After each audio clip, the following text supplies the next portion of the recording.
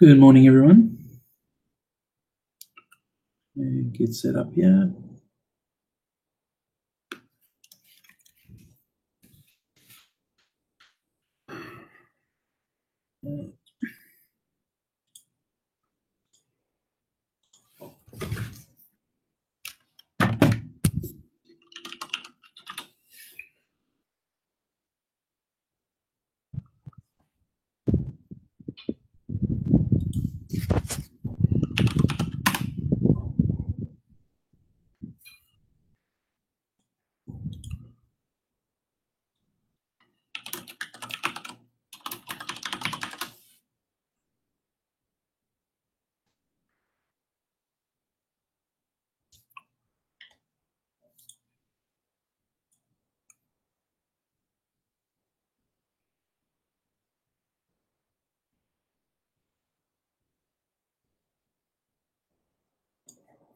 Okay, I'm just getting set up.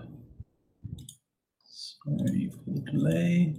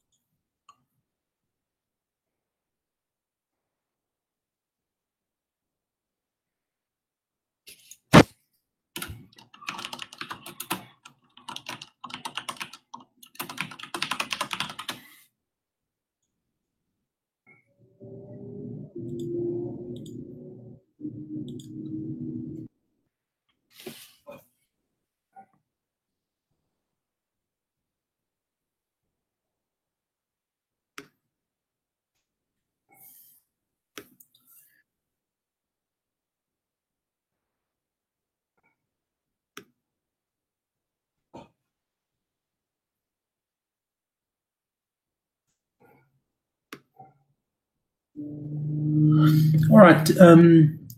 Today I'm going to basically be looking at a few of the good submissions from Module 4 from Leon, Delisha, Kurbis, and Dennis and Sherilyn and Raga. Hope I'm getting all of your names right. Cool. So let's just get these opened up.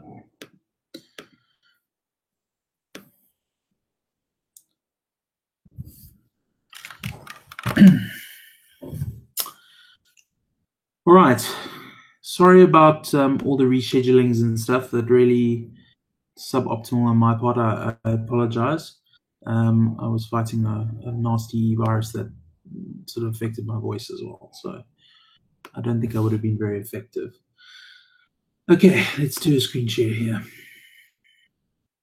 So a screen, that's fine. Cool. So what I'd like us to do is to just look at a couple of examples of Module 4, 5 fairly good ones that I'd like us to unpack. Then I thought what would be quite useful is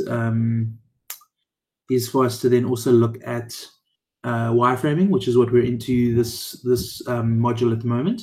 And then if you guys have any questions for me or any, I know that in the research and the evaluation, people generally struggle quite a bit. This class, luckily, has not struggled too much. I think there's often a lot of anxiety that comes with things like the HEM. And I think the core thing we want everyone to take away from that is that it's about developing a skill set. It's not really trying to say that there's one right way of assessing or evaluating everything. Cool. So without further ado, if anyone has any questions, I can see the live chat. So just fire away if you have any questions, and I'll speak to them. All right. So with Module 4, we kind of just unpack a little bit here in terms of, so we're looking at Leon's answer here. So the first component was obviously about a user recruitment survey and the function of that. So really the thing that we're wanting to look for in the case of the, and we spoke about this in one of the previous sessions, is we want there to be a strong rationale for the reasons of the recruitment survey so we can screen out people who possibly think there's not a lot of value. So in the case of Leon, what he did was he kind of asked some good crisping questions. The first one was, are you currently making use of email? His rationale being that that's a good way of categorizing the user. Someone who currently uses email could provide better insight than someone who doesn't. He checks whether or not the person is going to be able to participate in a workshop. He speaks to the fact that that's housekeeping, but it has to be asked. Absolutely correct. Very, very important, because there's no point kind of surveying something if you can't really unpack with the people later on, that they're going to be able to participate. So that's very, very useful. He looks at current vocation in his third question, which industry the person works. Good screening question. Wants to understand whether or not the person using email for both work and private communication, so speaking to product use context. And then what I thought was a nice touch is he also then asked, considering all those questions, taking all of that into consideration, what other products are the person using and how frequently they're using this.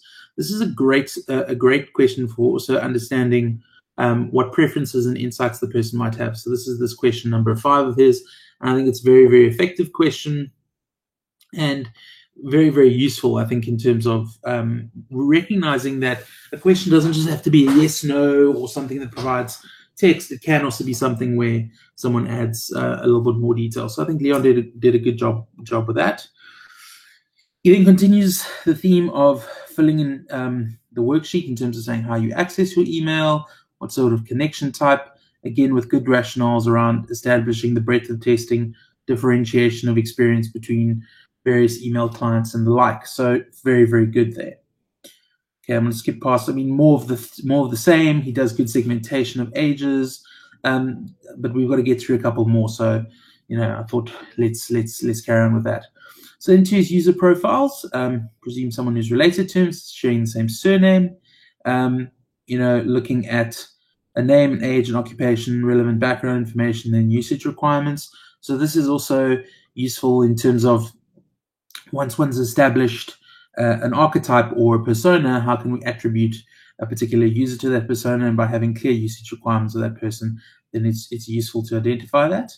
And then, again, presume that it's his mom or someone related to him.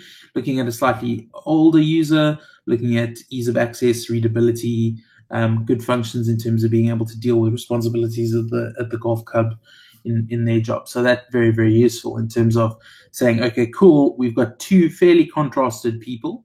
I think sometimes people worry about the sort of demographic of one or gaining insights from a small audience of users. I don't think that this is a particularly problematic set of users, because as long as you're getting a good set of feedback from them, I think it can be very, very valuable. All right, then on to the user brief. On to question 3.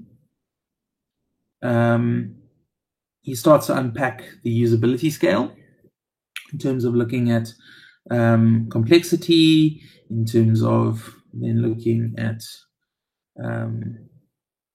measurable requirements. What I thought was very useful here was, in terms of his finding on his measurable requirements, he gave a clear sequence in which there was information found, gathered the time, saying that it takes 4 minutes and 15 seconds. One thing with timing is, if you're not in a lab environment, it can be variable, and there are a lot of things that factor time. So if you are going to explore time as a metric, you just need to be very, very careful that you're not too sensitive to time differences. There are all sorts of things that can affect performance of time that aren't necessarily directly related to interface changes. I think as a broad arching goal, we often look at interfaces or experiences and we say, well, we want to be able to, let's say, finish this purchase flow in under 2 minutes, or and there I think you're very much talking about an average. There's an application that I've been involved in for the last couple of years where, let's call it, once someone's gone through and done the purchase journey once or twice, they could probably complete the purchase journey in 30 seconds. And so when we've tested that with a variety of users who have gone through the purchase process more than once, they will generally halve the amount of time that it will take them through the journey process until it kind of reaches a bottoming out of 30 seconds. That's pretty much the time it takes for someone to read through the information, confirm the information, and for it to still hit the APIs, make a credit card purchase and the like. The thing is that, and so the sale proposition is, purchase this product in under 3 minutes online. If you were to go through every single screen and every single tooltip and every single FAQ and every single product feature in your initial purchase, it could take upwards of 10 minutes. So the question then would be, well, are there people who are doing repeat purchases that exceed 30 seconds? And what we've seen is, yes, there are some, and those people are the people who tend to want to read those things every single time. So this is a particularly terms and condition product. It's a financial product, and therefore there are some users who like to come back and use it multiple times and want to make sure that the terms and conditions haven't changed on them. So time is just something you just need to be very careful about. Proceeds in his listing of the different steps and the timing. Again, here we can see there's quite a broad separation of time. Again, there's the point.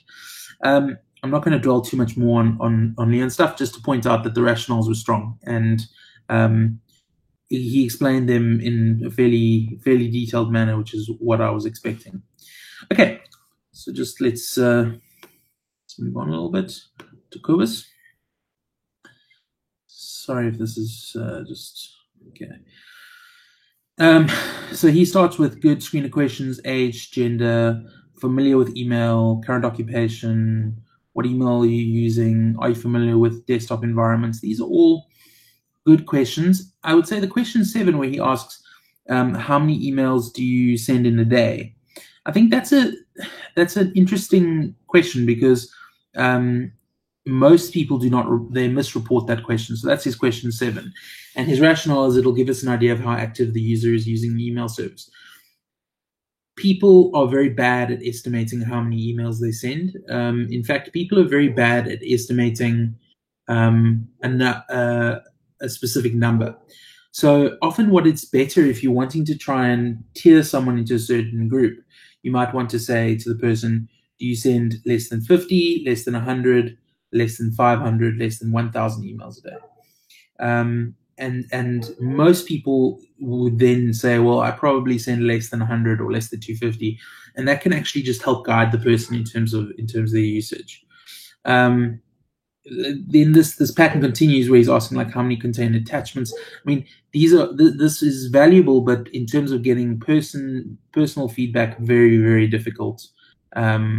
Very difficult to screen. So I think question 7 and question 8, difficult to really answer, or possibly the questions need to be rephrased in such a way that don't leave the person needing to know so much about the total quantity of what's going on in the email, because it's obviously very variable. So there's a fairly varianting questions with high variance. I thought this was very good in terms of his question 10, often missed, is the rationale around saying that information will be recorded. I think that is probably best asked up front, and often can be handled with the terms and conditions, or where the person is saying, okay, cool, by continuing with the study, please be aware that your information is going to be shared. I think in light of some of the activity is things that have been in the news in the last couple of weeks around things like Cambridge Analytica and Facebook, I think it's very important for us to remember that asking for consent of private information and even public information is a good practice to be in. And so I think a good question and good sensitivity to that. Into usage profiles, again, just an audience of people. What I thought was nice in terms of his user brief, which wasn't for marks, but what was good was kind of breaking down what the tasks would be and asking the person to do particular things. And that, I think, then framed the further research, which I thought was solid, which was in terms of just kind of saying, cool, this would be the question, the rationale, again, detailed rationale. And what was quite helpful was just filtering out exactly the blocks that fed through. I mean, I'm not going to delve too much into the Q&As that flowed in these last bits of the questions, because the thing is, this is obviously very specific to how the person asked questions of the people inside their group. What I thought was useful is pointing out where there was a disruption in a service. I think that's obviously useful in the context of something like Google, but it's also useful when you're gathering any testing data, that if the system isn't working as expected, that you notify users to that, and notify in your test research that something didn't flow correctly, and possibly pass that on to a QA or a QC team. All right, and then his multivariate comparison. Yes, again, here, good supporting content around things that were going on with particular forms and, backwards compatibility and underscores. And I mean, this was good in terms of unpacking exactly what was going on. I was well impressed. I thought this was good supporting content around the testing.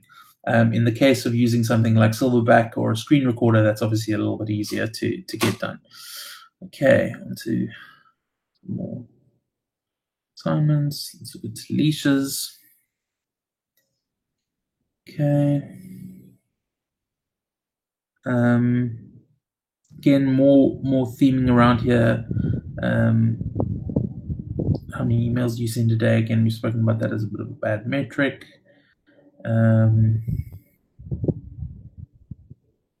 Leisha stuff well clearly indicated about what agrees, what doesn't agree. This is just a small thing I want to draw your attention to in terms of using color and indicating these differences.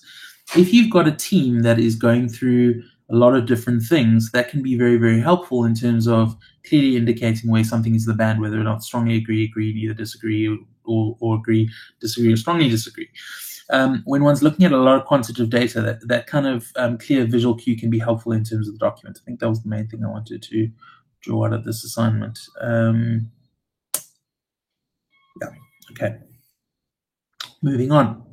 Dennis, who's with us this morning. Cool. So again, I thought this was interesting in terms of the screener, this recruitment survey, indicating the two answers and ordering them in sequence. I think you might just want to be a bit careful with that. That's not going to scale well if you have a couple of hundred people's responses. Cool. Rationales. What I thought was nice was actually using some of the verbiage exactly as the customers or as the study members said.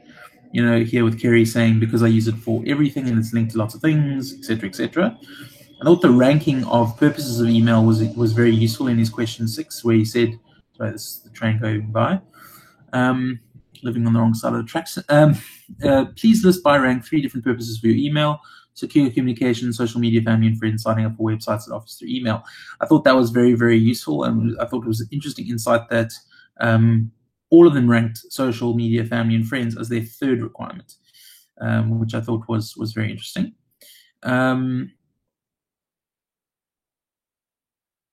Yes, and I mean, this theme then continued with answers, so I thought that was a little bit different, but it worked well. Then he kind of gave us the breakdown of Matthew and Kerry, Brighthouse, and then dived into each of the answers. I thought it was good here, for example, in his Q1, by exploring supporting information there around email statistics at Expanded Ramblings. I read that link. I thought it was quite interesting. And again, just continuing showing the user 1, user 2 against the same task and rationale, which I thought was strong, and then explaining the finding, which I thought worked well as a pattern. So actually in this comparative pattern, it worked nicely for this user 1, user 2, and I thought it was strong, but I think you just need to be a little bit careful about that when it gets onto bigger scales of users. If you have like 20 or 30. Let's check out Raga. I hope I'm saying that right. I always get nervous about these things. 60 people in the class, learning lots of names. So question 1 was like, what is your age? So good screener questions, gender. Just something about gender. It's a bit of a random one, not to be all woke about it. But you may want to include a do not disclose, do not desire to disclose on a gender selection. Similarly, if you're going to do demographic or racial profiling, it's always statistically a good plan to indicate if someone doesn't want to disclose those things. I think it ties to also part of Kubus's part about disclosing private information. It's not about being like overly sensitive or super woke about gender or anything like that. It's really just about saying, give the respondent the opportunity to decide what information they do or don't want to share with you.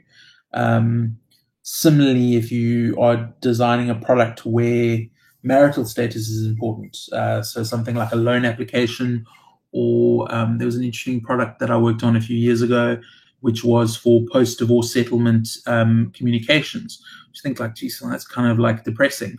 But it explored how to allow blended families to manage the communications between ex-parents that still was positive for their kids. So that instead of people going on WhatsApp or email or SMS, all the communication routed through this communication platform. And that enabled for parents who maybe were having a little bit of an acrimonious relationship with one another to not have that communication spilling over into into their into the communication as seen by their kids. So I think just important to understand about screening out those questions, just something to notice. I thought what was good with this one point here on his question 7 was, does your job require you to be contactable after hours via email? That's important because then it speaks again to product use context. And I think if we think back what we were talking about a couple of weeks ago about product use context and the fact that it's kind of a bit of a variable thing, I think it's interesting, important, I don't know what you want to call it. It's powerful that we are going to continue asking questions that are going to enrich and refine the product use context in practice. What I thought was a great question was this question 9 and question 10. Question 9, how large a percentage of your internet usage is spent on email? Again, here, something about kind of, you could say, in your typical working day, how many hours do you have an email client open? Less than 2 hours, less than 4 hours, less than 6 hours. But I think useful. And then I think the question 10, and this was good, is understanding, have you ever heard of the product before? There are 2 ways to ask that question. I think it's good to ask about whether or not the person knows the product, but also to do some competitor analysis. So often there was a fitness application that I'm actually working on at the moment, and we spent most of our time, even though we had a user interface that we had designed and a wireframe and a workflow and a clickable prototype that we had designed around our particular product. We actually spent most of our UX research in understanding what people did and didn't like about our competitors, because the product that we had has a couple of distinct or unique features, largely related around behavioral modification and psychology and cognitive behavioral therapy. And there wasn't a lot inside fitness applications that are doing that kind of thing. They're very often very quantitative, not very qualitative.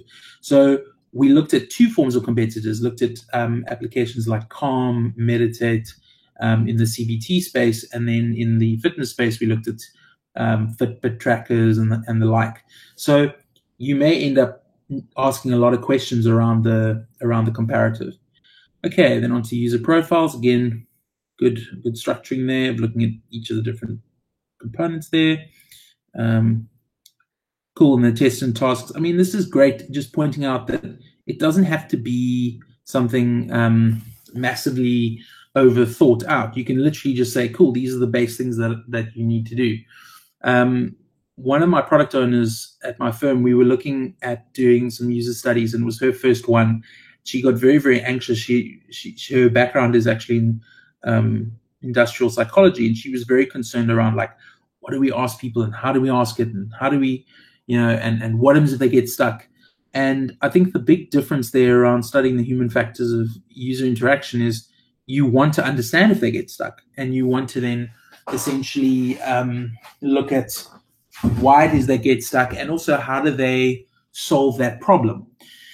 So I think the task list that's been isolated here is a great example. You should have, as someone coming from a product owner or from a UX perspective, a set of things that you want someone to be able to do inside the application. And it should be literally just a set of tasks that you can verbalize to them.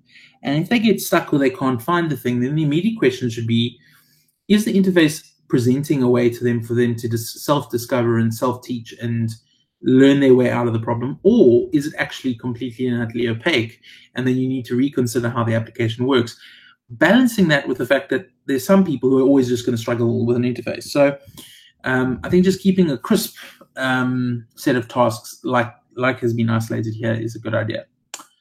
All right, into the user questionnaire. Again, very, very specific to the particular users.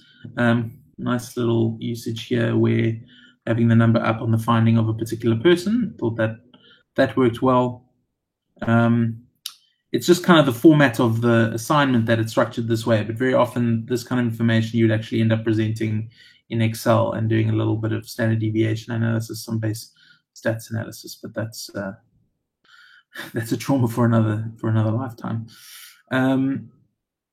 Cool. What I thought was interesting here on the good and bad features recalled by users, I thought this was nice because the user then was getting a chance to determine what features they liked or didn't like.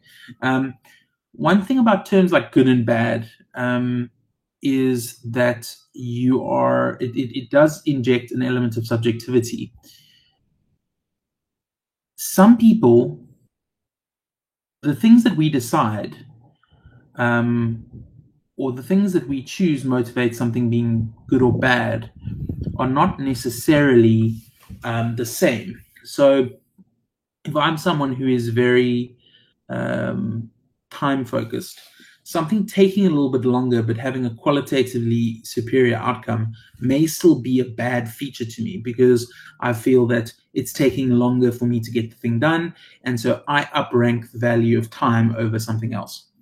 Whereas someone else might have an aesthetic, might prioritize the aesthetic, and so whilst it might visually look terrible, it might be super productive and effective, they might still classify something as bad. They might classify the interface as bad simply because it doesn't agree with their aesthetic. So I don't think I have a massive problem with good and bad. I think it is useful for people to differentiate and choose which features they feel are good or bad. But I think it might be a good idea to guide it slightly more around a particular metric. So to say which features were fast and which features were slow, which features looked good, which features did not look good. So you're just guiding the user a little bit more into crystallizing and hardening up their understanding of why they feel that feature is good or bad. But that I'm now being like super pedantic, but I think it can help. In terms of the timing, again here, timing number is very difficult.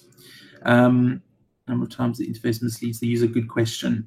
So again, the observation thing there, very difficult because you need the person to articulate that the interface has misled them. So the way this has historically been managed in lab environments is to set up a median or mean click to task. So you might say, okay, cool. We know that the shortest path from, let's say, the login screen to creating an email is 3 clicks. That's the shortest path. Then you go and you study 20, 30 people and you discover that the median or the average number of clicks from someone being asked to get into the application and create an email is, let's say, 5 or 6, then the question of whether or not the person is being misled is just to what degree do they deviate from the average. So it's just because the big problem and the great challenge of our industry is the time that I can't study the person's interior thought process, short of asking them. And of course, I've got that problem of by observing and I'm changing the outcome. If I am constantly asking you, like, what are you thinking, then you're not thinking in the regular form. So I think it's just something to be mindful of is I could do a task seemingly quickly and quote unquote perfectly and be misled by myself 20 times, but it might not be apparent to you. Whereas someone else who is a little bit more measured in their thinking might not be misled at all, but might take twice as long to complete a particular task. So again, you're just wanting to draw it back into a bit more of an objective view on things. Objective versus subjective, not objective as in a goal to be achieved. Cool. I think this is a good precursor to later stuff. Important as we go into the wireframing as well is just thinking about security settings and password reset process. For those of you subjecting yourselves to these Sunday sessions, I hope they're useful. the thing to not be lost in this project and in this course and in thinking about chainmail is security. Think about it. Security, the reason why we've chosen security as something to focus on in the wireframes, the prototype, the product, is not only because it's obviously got incredible importance and relevance in product design in the modern world. It does. But the other reason why we're focusing on it is security is inherently a blocker to access. It is an anti-pattern in terms of usability. It's easier for me to open an unlocked door than a locked one. It's easier for me to use a system that I don't have to log into than when I do. So it's a friction. It's something that rubs up and gets in the way of the user. And therefore, unpacking and thinking about how do we communicate security and the secure nature or insecure nature of things and the management of things like multi-factor authentication, these are important usability factors that we're trying to manage as UX practitioners. So as you go into your wireframes now in the coming module, and then when we get into the prototypes as well, do not ignore security. Do not gloss over it. Think about how can you make an application communicate visually and through its user journey the nature of its security. That's a big driver in the way in which we assess the wireframes and the clickable prototypes. Okay, cool. All right, so I think I'm going to leave it at that with that assignment. Okay, Sherilyn. Let's try and get up here again. Okay, good. So here we've got some good grading of ages. That's a good statistical pattern to just try and group people into certain segments because it just makes your samples a little bit more easy to work with. Employment status, good. Again, here, checkbox, very, very nice and quick, in terms of being able to go, okay, cool, how often do you use email? Every day, a few times a week, once a month, only when the need arises, never. Very, very good features you use the most. I thought the way in which she asked survey questions here were nice and open and allowing people to answer more than one question at a time, more than one option, very, very good. Here she also introduces this idea of, do you use chainmail, and then unpacks a whole bunch of different mail clients, which I think is useful. Where do you access email? Again, more than one answer. One thing to just be careful about if you're just constantly going more than one answer is if you don't have a sufficient sample size, you can just end up with so much noise that it's actually quite difficult to draw insights and infer insights, or you can possibly infer the incorrect insight because people are just like spraying and praying and choosing lots of options. This was a good follow-on question. I'd almost classify it as an 8B question. 8, she asks how many accounts do you have? But in 9, she asks, if you have more than one account, why do you require them? And explain why. So I think that was useful. And then I thought what was also interesting was this explanation of how many other people do you share your email account with. Super, super important question. In fact, I think was something that goes often unthought until you get into very deep into a project. I was actually in a meeting a couple of weeks ago where there was a discussion around an OTP that was getting sent from a system, and that OTP was getting delivered via email, and the fact that people could log in and receive this OTP. And I think we've all kind of known phenomena like the Brown family at brownfamily.coza, or people who even share Facebook accounts, particularly people older than a certain age, where sometimes they even share the phone, and they might share a cell phone number, which was actually the case of this. It wasn't so much email as shared phone number. And the fact that you can't assume that someone, that an email account or a phone number is held just by one person, especially with older people. They tend to come from the phenomenon of having one landline in a home. So why wouldn't you just have one cell phone? And there's no great secrets being hidden between couples that have been together for a long time. And so that engagement process and the way in which people use accounts, one can't assume one account to one person. So I thought this was a really good question, and a good one, and one I would encourage you all to take into practice, because I think a lot of us, especially the younger amongst us, can't even fathom of people sharing accounts, but it is actually a lot more prominent than one would think. Again, good unpacking of the people who she spoke to. and then into the findings. Again, all pretty straightforward. I really just wanted to draw attention, in her case, to the checkbox questions. Okay, cool. So let me now. So we've got wireframing coming up this week. That's the assignment that's due on Tuesday. Does anyone have any questions that have come up that perhaps they would like to share in the live chat? Otherwise, what I'm going to do is I'm just going to bring up. I'm going to see. Thanks, Robin. I'm going to bring up just a little bit of a sketch pad for a moment for myself, and then I can draw some. Just look at some wireframing patterns to explore.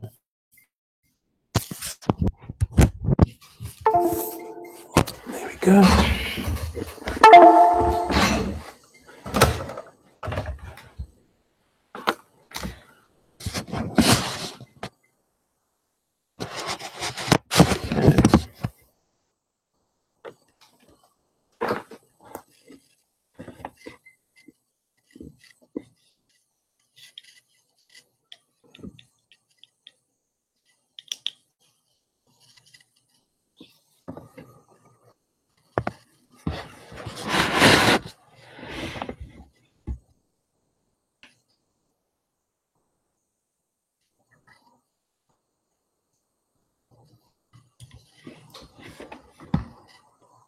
Does anyone have any questions before we just take a look at a couple of wireframing things to consider?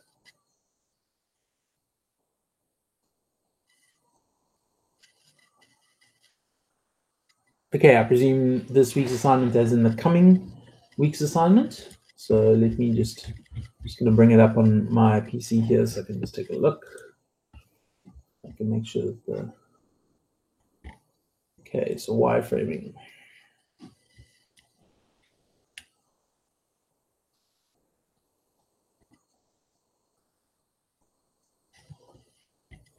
All right, so I think there are some videos that I've also prepared, but let's look at activity solution. Okay, so there are two things of drawing the user path.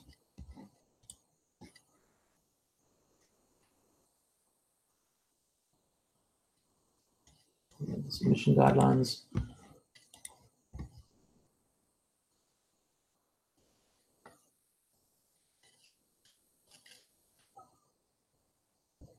Okay.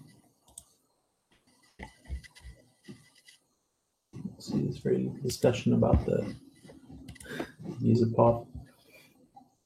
Okay, cool. Sorry, I'm just getting up to speed here.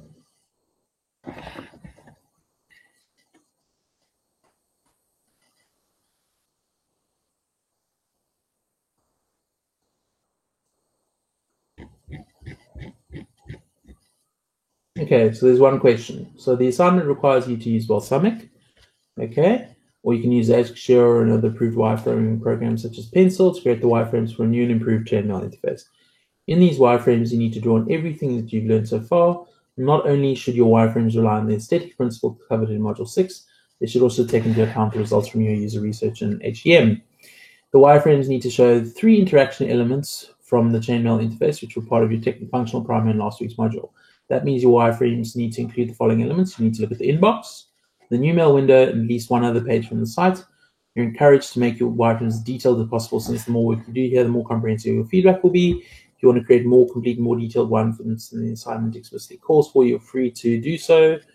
You will not be given any additional marks, so sorry. But just one thing I would say about that is if you try and do more screens, it's helpful in terms of sense testing whether or not the screens that you have done really kind of make sense.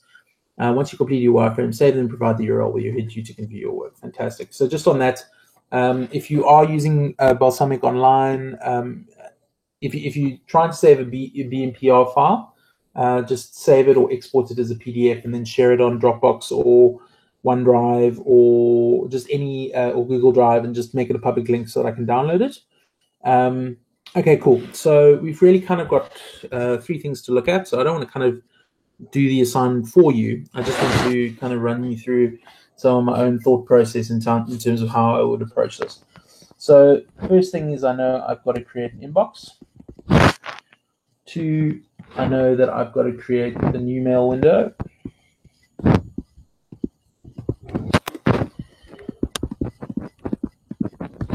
Three, I know that I need to create one other page.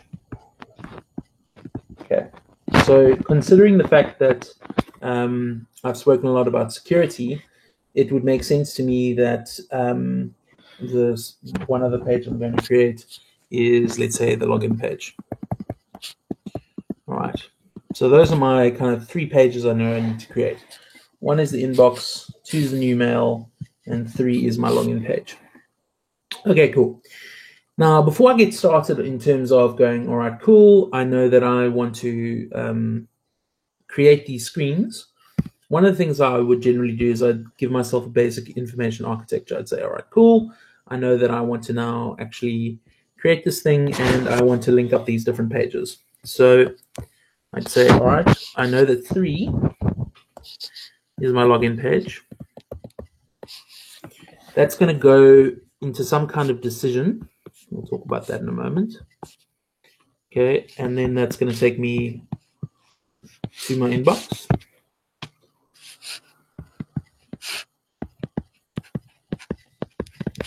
And from my inbox, one of the actions I can take is I can go and I can create a new mail. So I'm now at a position where I can say, all right,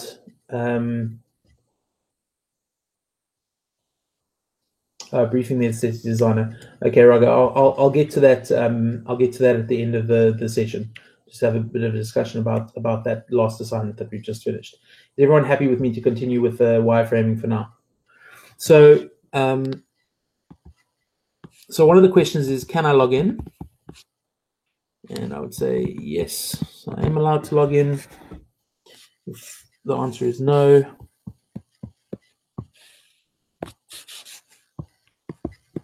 I need to pass an error message into the login screen. There are also potentially some other things that are going to flow from this mailbox. So some other things that I may want to include in the solution, or maybe not necessarily in the 1, 2, and 3 that I want to deliver in the wireframes now, but saving myself having to draw all these other screens to then kind of think about some other flows. So the one flow that definitely would need to happen is I would need to be able to register. So that's something from the login screen I may need to do. I may need to deal with a forgot password.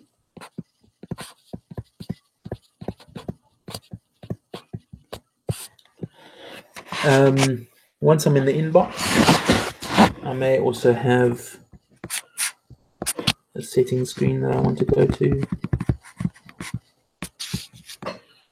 Questionably, maybe I have other things, so like a calendar maybe.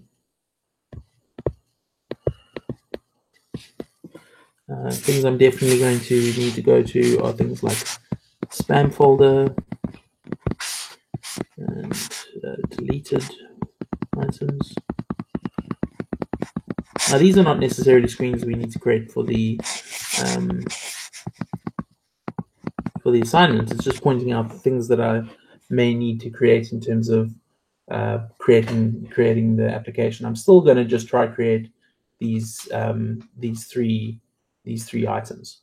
So generally, this is kind of like a flow chart. It says to me, all right, cool. These are things that I am going to want to share. From a new mail, so I'm going to try use color effectively here. I might also, from settings, importantly, I might want to say security settings.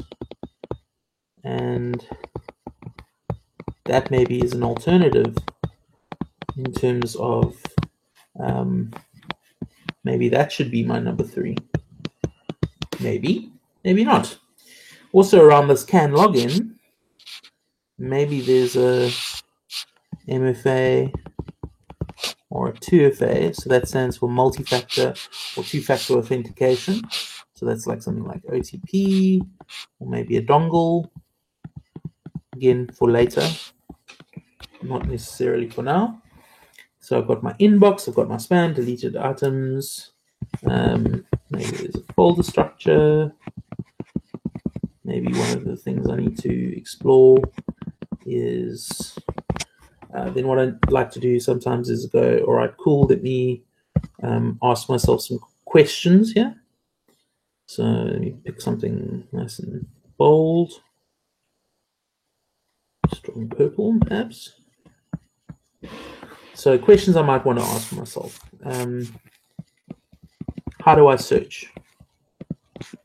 So how do I search, find information? Where does that happen?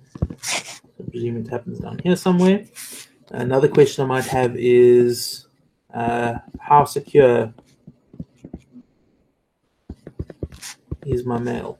So that's the thing that I need to ask myself. How do I handle insecure mail? So on and so forth. And so I could ask more and more questions. And those are obviously important questions because those are things that I'm going to ultimately want to answer in terms of the interface and in terms of the application. Cool. Visagi and BPM. I think that's maybe a little bit outside of the scope. Sorry, Raga, out of the scope of today. But BPMing is important. I think you can kind of see here that there's an element of what I've done here that's similar to a business process. But in essence, there's a process that I want to follow and I want to go through these screens. So now let me just save that. All right, so again, highlighting. I've got my inbox, I've got my new mail window, and I've got my login page, the things I'm going to want to do. Now, it would flow for me that I would actually start, ironically, with item 3. So let's save this, kill this.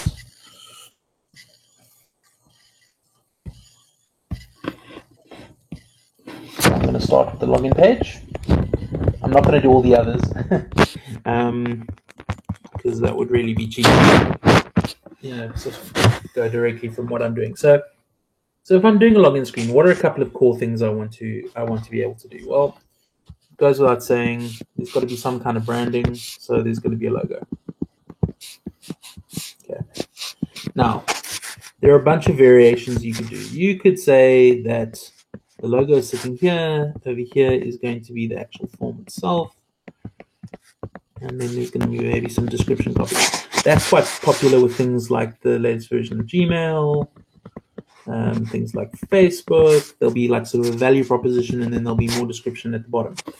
You could go with kind of a clean, classic kind of approach, where you have a logo over there, you have form details, you have some links there, and that's kind of that's another approach.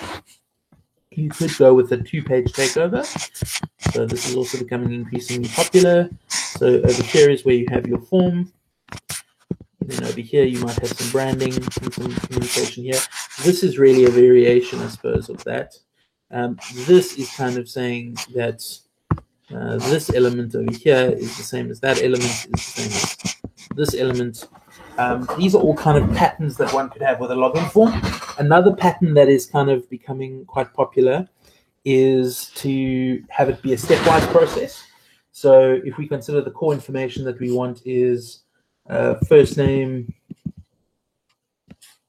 last name, phone number,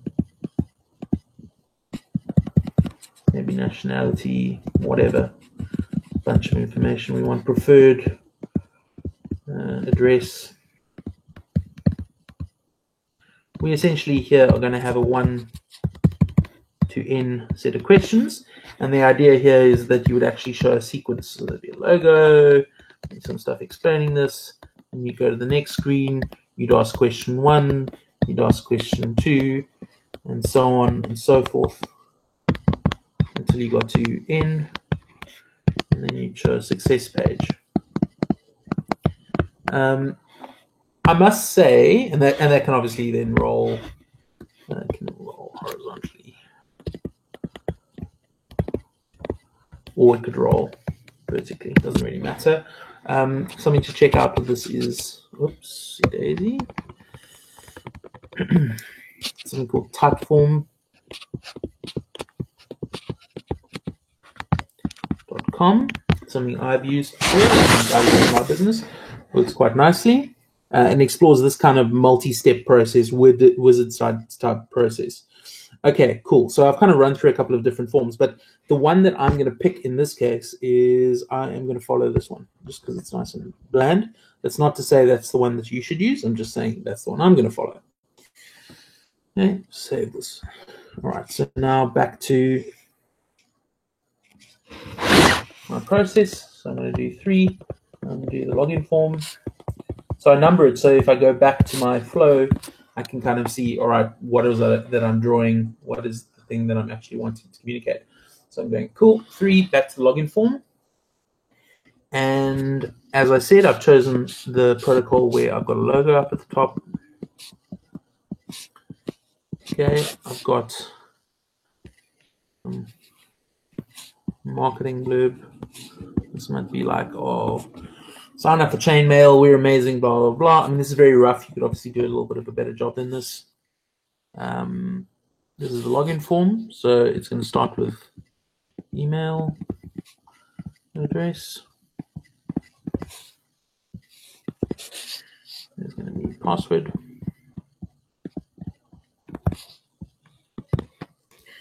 And then there's going to be a big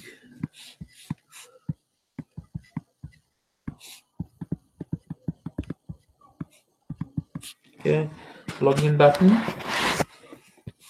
And maybe I've got a forgot password link. And I've got a register link.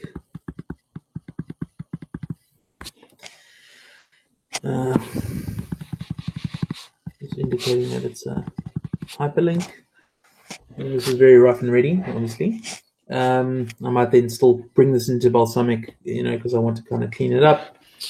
I'd say, all right, cool. Copyright 2018 chainmail.com or whatever. And this is all going to live inside the page. And boom. I mean, this in essence is, this is what I need. I mean, this is the basic login form. Now, yes, I could kind of now from this point on go off and say, all right, I want to explore a couple of different ideas. So now when I log in, once I click login, is this maybe going to turn into a OTP question mark? So is this going to become something that I can then fill in? So I put in my password. Once I put in my password and I have my email address, and I click login, does this transform this element into an OTP element? Once I've filled in the OTP, then does it take me through to the next one? That's a question. Does the forgot password take me to another page? Or does this happen in situ? So does it ask for my details? Does the register take me to another page, and so on and so forth? Does this link off to, let's say, maybe a brochure site? Not that that needs to be designed here. So these are all kind of the core questions. Maybe I have a, in the blurb, I have a, maybe here, maybe in the blurb I have a chainmail is secure. And maybe that's all bold or something, and therefore this thing goes off to a why security matters. Not that that should happen in your wireframe. Yeah, so I mean, I think the core message that I'm trying to convey here is that you have the ability to design whatever you want. I mean, it comes down to, does it make sense? If you have every element on the page, where does it take you? So, for instance, if I have the login, what's my plan on that? This would be click to brochure. i.e. to the main website. If I click on that, it explains the value proposition. Where does this click? Same thing. Do I have a notification area here?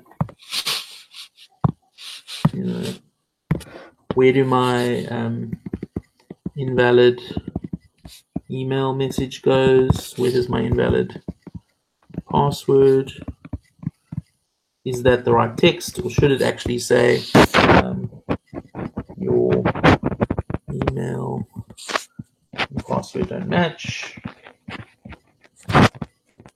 Where do we want that message to come? I mean, I think we've all been through enough training because you can find patterns on the internet. But I think the core message I'm trying to convey here is that you will play around with this and kind of think about how you design any of these particular forms and then take it from there.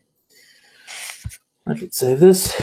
Then finally, I'm not going to do this, but I mean, let's say I was doing an inbox really quickly. I'm really just going to copy Gmail for the most part here.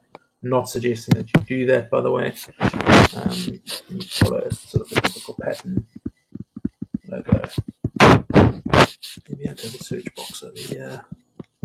Search. Maybe some links. Cog over here. These are maybe that's help. Maybe that's my profile. Now I'm into a grid. From to subject line, etc., etc. Inbox, outbox, that's all usual.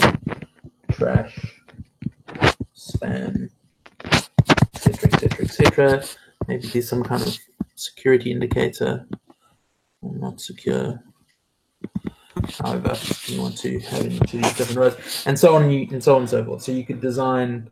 I mean, what I would suggest you do is you just start with a pen and paper if you're not already there, and you draw things, and you kind of say, okay, well, then I need to create, new mail. What happens when I click that? That's going to take me to. That's going to take me to route 2. That's going to take me to my next drawing, and so on and so forth. Just kind of playing with it, and as you can see, just kind of sketching it. Not really. It's not about some sort of amazing accuracy. It's actually just about saying, cool, let me get some ideas down on paper, and then from there, I would say look at the Balsamiq videos and look at how you can use the tooling of Balsamiq to bring these things together. I hope that's been a little bit helpful. All right, so just on to the assignment from the previous week, so module 6, in terms of the aesthetics of user experience.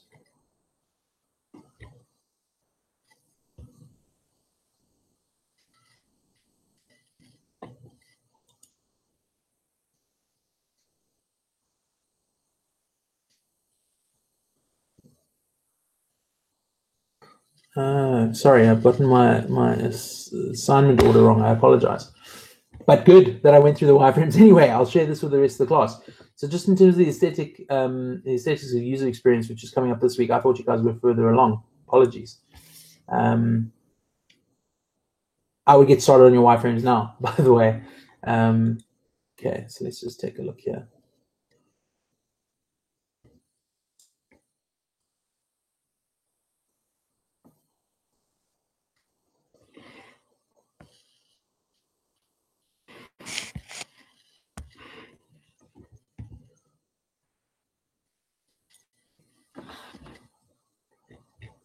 Okay, so first question was aesthetic context. Explain the broader context of the product and how the site aesthetics help to emphasize the context.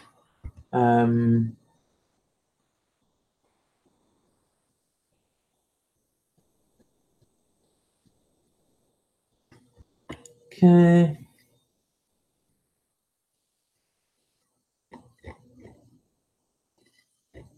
All right. So let's unpack each of these questions in turn, and then I think we'll kind of call it for a day, because I think we've run through the hour. And I will return back to wireframing next weekend as well, because I think this is an important thing, and it's something we are going to want to return to quite frequently, and it's something. It is an important part of what it means to be a UX practitioner. Okay, so Q1, we've got a question around the aesthetic context. That's the first question, and it's kind of saying you should describe the look and feel. I'm just writing this down for myself to make sure that I cover everything. So it should use some useful adjectives. There's our train going past again.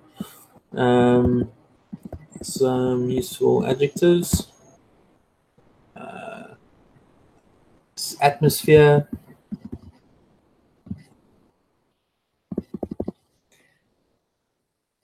Taking in mind who the users are, from reading this, it should be able to better understanding the brand identity.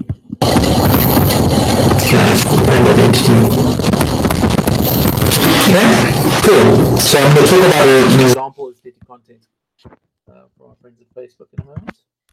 Okay, then design context. So they're really that's just sort of testing out the theory, your understanding of the rule of thirds. Symmetry. That would help if I spelled it correctly.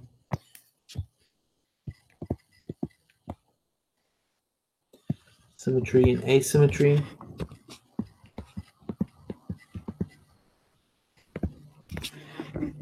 What else have we got here? Color scheme, very important. We'll chat about that now. Visual hierarchy, otherwise known as the relative size of things. Okay, fonts and typefaces. Read the excellent Just My Type book. You want to get a good understanding of typefaces. Functional primer, and then you need to describe, and this is kind of building up, if you think about it, to the wireframing. Like, how do you see each of those three things working? So in Q3, kind of the functional primer. So kind of saying to yourself, how is the new mail going to work? So describing it, try to describe it verbally, not visually. The inbox design. So what columns are they going to be? What buttons are they going to be? Where are things going to be laid out? And it's all part of refining that process of not just having the visual, but also have the written in the navigation bar. Okay, cool. Now we all know how terrible my handwriting is. Okay, so let's talk about Facebook. All right, so let's talk about Facebook. So if I was writing the aesthetic context of Facebook, forget about chainmail. The first thing is I'd say the look and feel is semi-formal. Facebook is essentially the casual Friday at an accounting firm.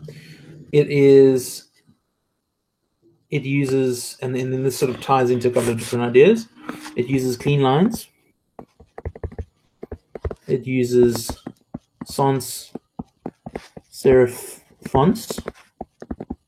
It has a monocolor. So essentially it has four colors. It has Facebook blue, it has Facebook gray, it has Facebook white, and it has Facebook black. Those are the only colors. Then when they really want to draw your attention, they have a variation of red.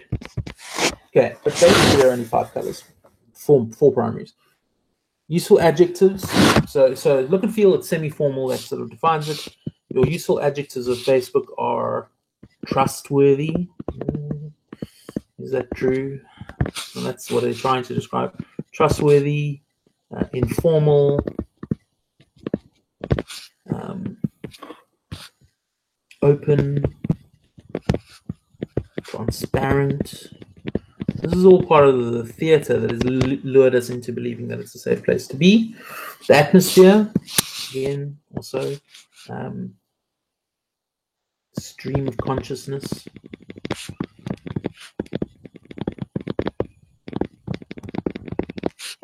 Ever-changing. So, sorry. Ever-changing. Its atmosphere is fun,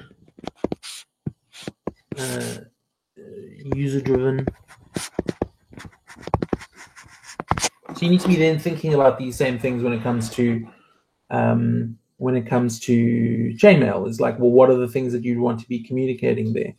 The brand identity of Facebook is monolithic, okay, because it's a walled garden. It seeks to identify itself as universal. There is Facebook, it must be everywhere, it connects everyone. Open and trusted is its brand identity, I'd say. And you can go read up about their brand identity and so on and so forth. If one then, so let me just save this for myself. So I mean, I'm not really trying to give the answers here. I'm trying to kind of explain how I would approach it. Now, if you kind of just bear with me while I pull this out.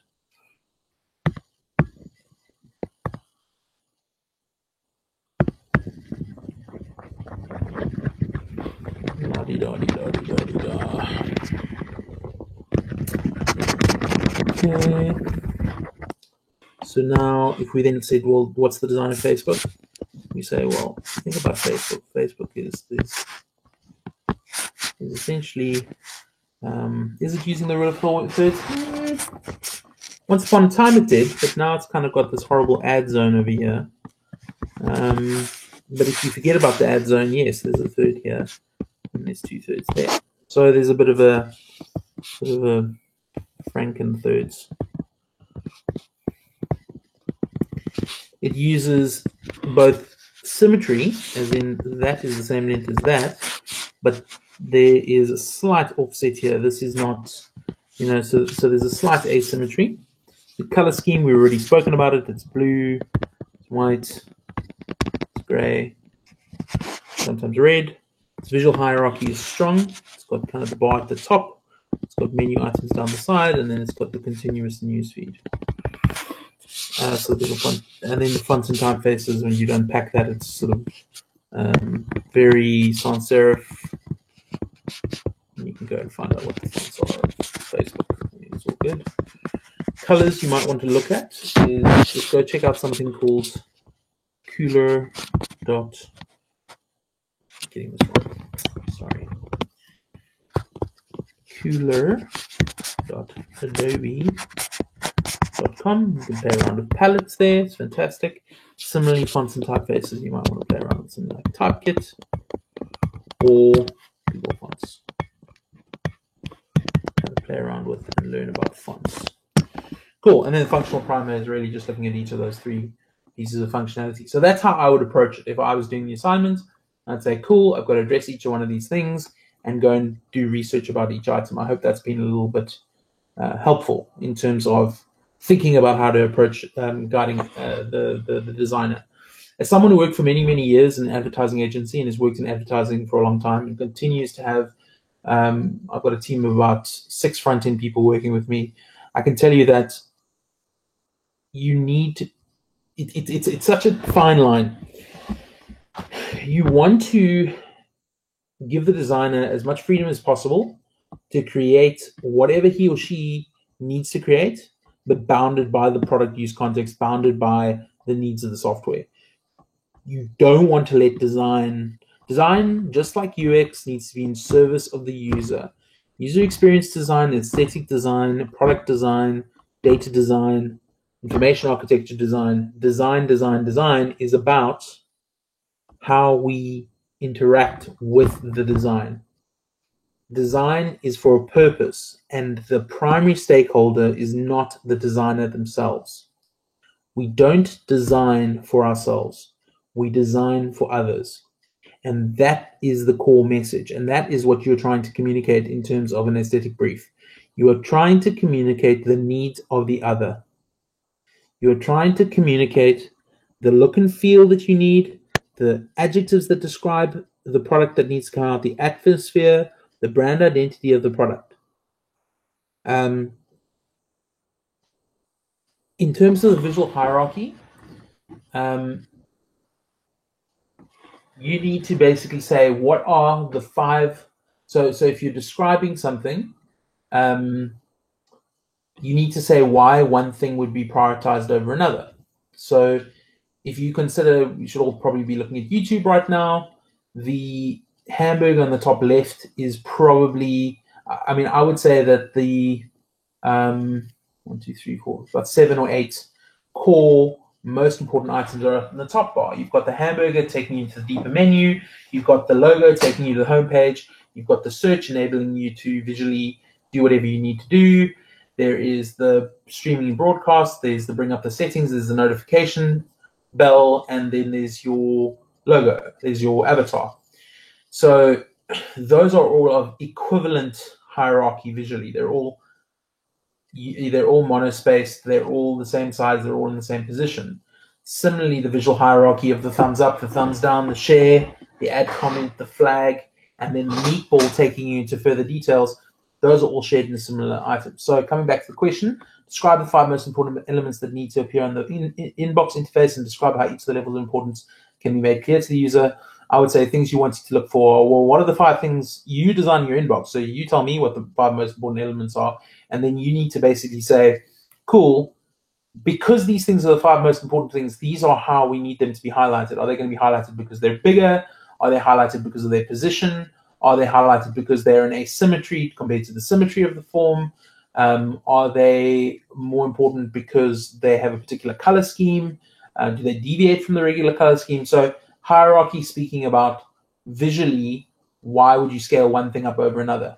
So kind of like the visual pyramid. Why would one thing be higher up the pyramid than another? I don't know if that helps, but in terms of determining what are those 5 most important elements, that's for you to tell me.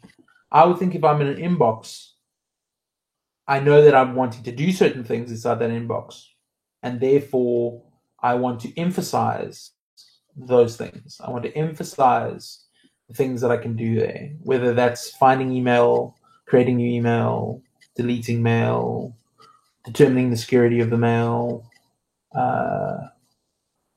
sorting the mail. Those to me would be things that kind of highlight what I may want to do in terms of an inbox. And if you're doing a comparative assessment, to say, go into Gmail, go into Yahoo, go into your mail client in Mac, go into Outlook, and ask yourself, okay, cool, if I'm looking at this thing, what are the things that are being emphasized to me? What are the things that are being put first to me? What are the things that are of equal value and unequal value? There was tremendous work done over many, many years around the ribbon interface that Microsoft has emphasized in Office. And whilst I think there's a lot of criticism that we can have, there's a lot of criticism that people have for Office in general, and there's criticism that people have for Windows. I think that there is definitely something to be said about what the ribbon does in terms of laying information out around the functionality that you require of a particular element and its relative importance inside a particular area compared to other items. So when do you decide something is a whole block versus just an icon? I don't think a lot of people realize this, but the home section in like Word in the ribbon is ordered in the most used features. So paste. So historically in things like Office, you had cut, copy, paste for all the same icons, they're all the same size. But in studying how people actually use Office, Microsoft discovered that people paste far more than they cut or they copy. And if you think about it, it makes sense because you are going to paste things from your browser, you're going to paste things from Excel, you're going to paste things from PowerPoint, you're going to paste files from the file system. So there's not a one-to-one ratio between pasting and cutting and copying and formatting. And so if you look at the clipboard element, which is the number one element in the ribbon at the top of Office, in the top of Word, Microsoft Word, pasting occupies 3 spaces, where cut occupies 1 space, copy occupies 1 space, format painter operates 1 space. So that is an example of visual hierarchy. And so let's actually just go there for a second. So coming back to this, so if you look up the top left-hand side, whoop, something's happening. Sorry. So if we look at that top left-hand side, we can see that paste has got a lot more prevalence and importance. Similarly, bold is used more than setting my color and so on and so forth. So I think there's a lot to be said. And then also the hierarchy of things I'm going to want to do. I'm going to want to insert more often than I draw. I'm going to want to draw more often than I design. I'm going to want to lay out more often than I'm going to design. Now, for me, that's not really the case, but they don't let me move this. Now, you might say, well, why is that? Why don't they let you move that? And I'm trying to drag it.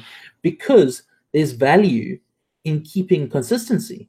So they're making a benevolent decision and saying, well, sorry, Andrew, more people want to just flick the design because you might be a bit of a control freak and want to control margins, orientation, side columns. But most people, they just change the style. They just change the theme, and that kind of takes care of everything else for them. So there's a lot to be said in terms of like how it's controlling and how it's bringing in the value and the order in which different things get viewed in particular contexts. Okay, are there any other questions? Otherwise, I'm going to leave you all to to your weekends. Thank you very much. I'm sorry about all the rescheduling, and I really do appreciate you all taking the time to listen to me waffle on for an hour and 20 minutes. I hope you all enjoy the course. Thank you all for your hard work. Yeah, cool. So I'm just gonna hang around for another 2-3 minutes, and then if you have any other questions, I'll try and address them verbally if possible.